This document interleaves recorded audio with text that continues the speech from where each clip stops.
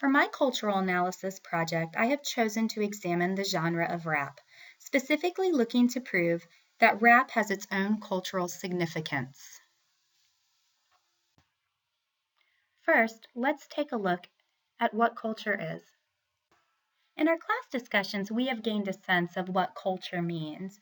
We've learned that it's implicit and explicit patterns of meanings, practices, and artifacts in which people are engaged, and that these patterns guide their behavior and create and maintain similar behaviors and rules that help dictate what is meaningful to a culture.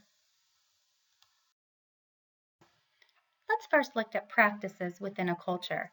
Practices are more than behavior. They are acts of many individuals that create meaning in our culture. Marcus and Hamadami list several examples, including self-esteem maintenance. Looking and understanding self-esteem maintenance is important when considering rap as a culture. Now let's talk about patterns. Marcus and Hamadami know that patterns are an important part of understanding cultures. And Tyrandis says that cross-cultural psychologists tend to study patterns or attributes of culture that do not change much over time. Now let's look at meanings. Meanings are conventional and publicly expressed beliefs that vary amongst cultures. Meanings can often be viewed through practices and artifacts. So in understanding patterns, meanings, and practices that are part of a culture, is it possible that rap could be considered a culture? In fact, what do rappers like Drake, Nas, and Chuck D know about culture? To decide if rap can be considered a culture, let's analyze it in regards to patterns, practices, and meanings. In the song 0 to 100 by Drake, we can see a sense of meaning within the lyrics of the song. Drake says, "They be on that rap to pay the bill shit, and I don't feel that shit, not even a little bit. Oh Lord, know yourself, know your worth." It is clear when Drake is saying these words that he is showing a strong sense of pride. Strong sense of pride is an important cultural value in Western culture and specifically in African American culture. Many people within this culture do not like to admit that they need help. We can see an example of a cultural practice within the same song. In the song 0 to 100, Drake says, "Maybe I keep moving forward and they're just stagnant. They ain't moving at all." Drake is expressing the desire to make progress. This is a common cultural practice in Western culture. In the same song, Drake says, "All up in my phone looking at pictures from the other night. She gonna be upset if she keeps scrolling to the left, dog. She gonna see some shit that she don't want to see. She ain't ready for it." Is this a common social worry? When I read these lyrics, I thought about the meme, "If I show you a picture on my phone, don't swipe left, don't swipe right, just look." And I thought, if there is a meme, this has to be a common practice, a common cultural worry. So I did a little research and I found that in 1976, Richard Dawkins defined a meme as a package of culture. In pre-internet times, this meant things like regional sayings, fashion, and architecture were memes. And these were styles, concepts, and behaviors that were infinitely replicable and spread out to other cultures from the point of origin.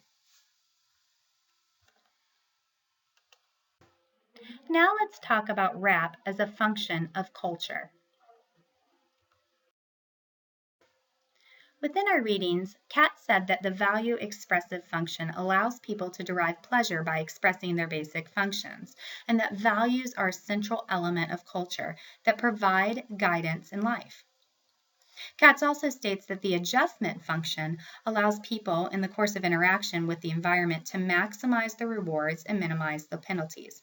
Let's look for examples of value expressive function and adjustment function within rap music.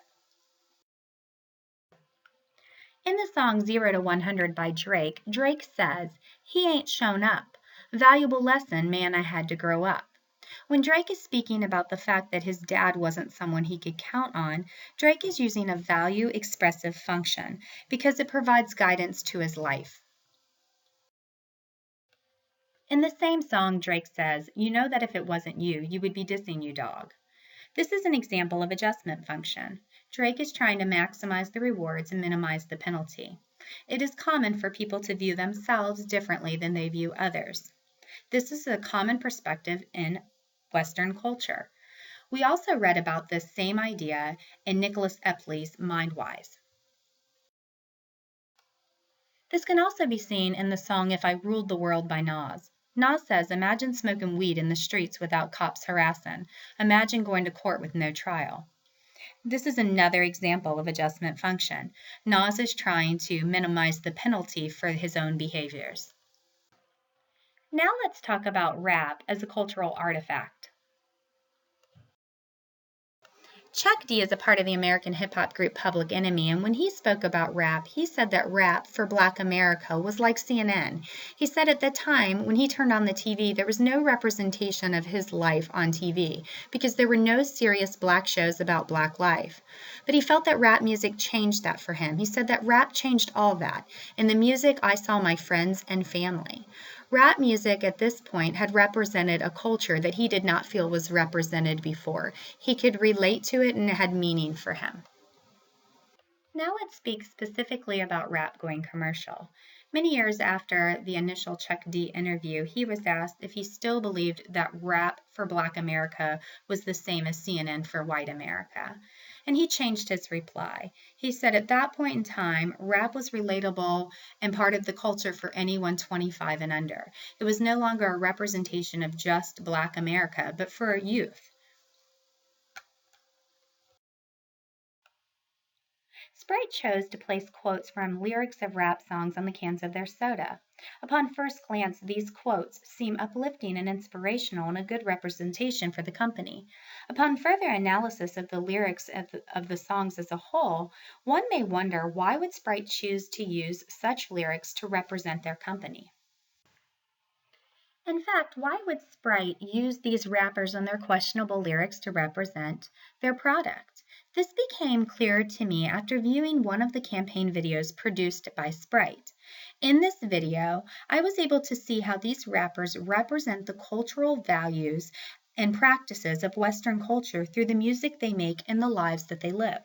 All of these musicians represent hard work, taking care and looking after yourself, and a sense of pride.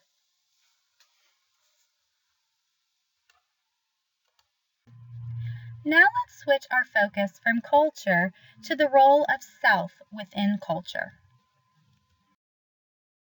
When discussing the role of self in culture, there are two modes of being.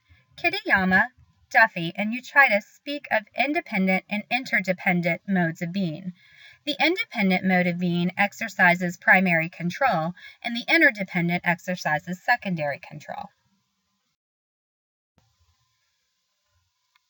When culture emphasizes independent, goal-oriented, instrumental practices and ideas in organizing social relations, one's predominant form of action tends to be the use of his or her own goals, desires, judgments, and other internal attributes in an effort to cause changes in the environment. This is known as independent mode of being. When focusing on the rap genre of music and looking for examples of independent mode, it was clear to find examples of this. In Drake's song Tuscan Leather, he says, "Fuck what you think, I'm too busy."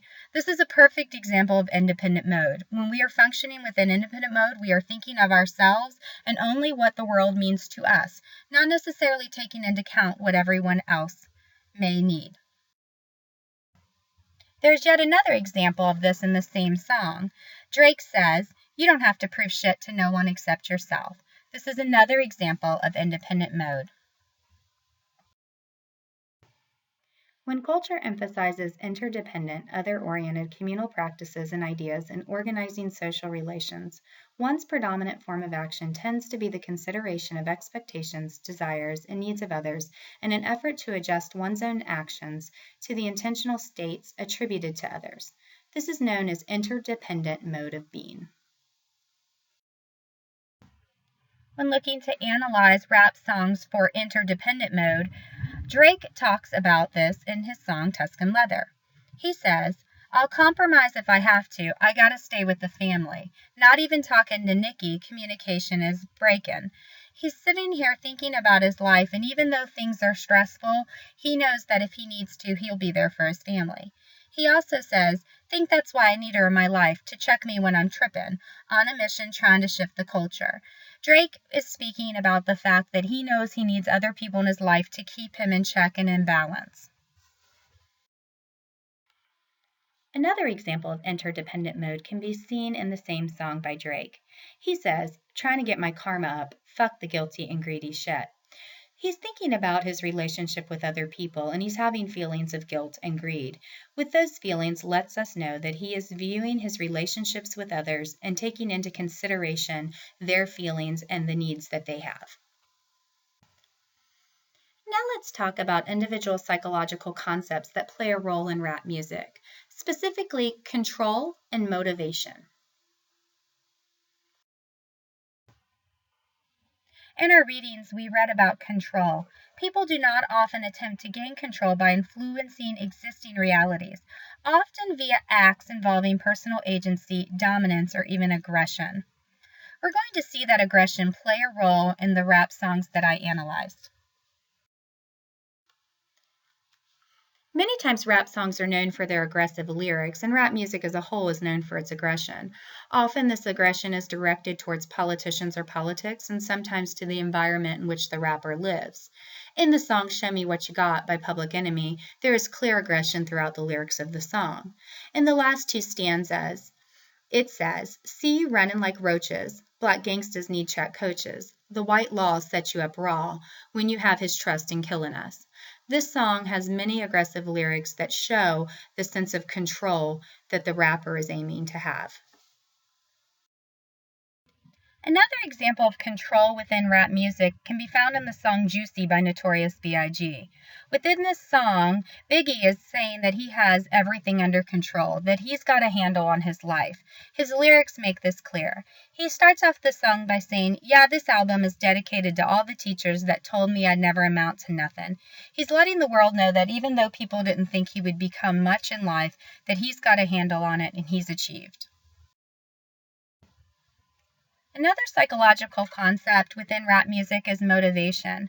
When we read about motivation, we read that Westerners apparently have a strong need to view themselves in positive terms, and that Westerners use a variety of compensatory self-protective responses that are illicit when people encounter threats to their self-esteem. This can be seen throughout rap music. One example where motivation is seen is in the song "Juicy" by Notorious B.I.G. Biggie says, "Don't let them hold you down, reach for the stars." He's clearly showing that he holds a motivation. Another example of motivation in rap music can be seen in "0 to 100" by Drake. Drake says, "Fuck all that Drake you gotta chill shit, I be on my little mouse drill shit. Fuck all that rap to pay your bill shit, yeah I'm on some Raptors paid my bill shit." When I first read these lyrics, I didn't quite understand what Drake meant, but after watching the campaign that was produced by Sprite, I was able to get a better sense of what Drake meant. Drake feels very passionate about being more than just a rapper. He believes that it's not enough to just be a musician these days, you need to be the complete package. And he works and stays very motivated to keep endorsements that help him feel that he is successful. Through the implicit and explicit behaviors of artists like Drake, it is easy to see that these artists often represent and produce artifacts that are meaningful to the culture and world in which they live. After careful analysis of the role of culture, the role of self in culture, and the role of psychological concepts in culture, it is clear to see that rap is indeed its own culture.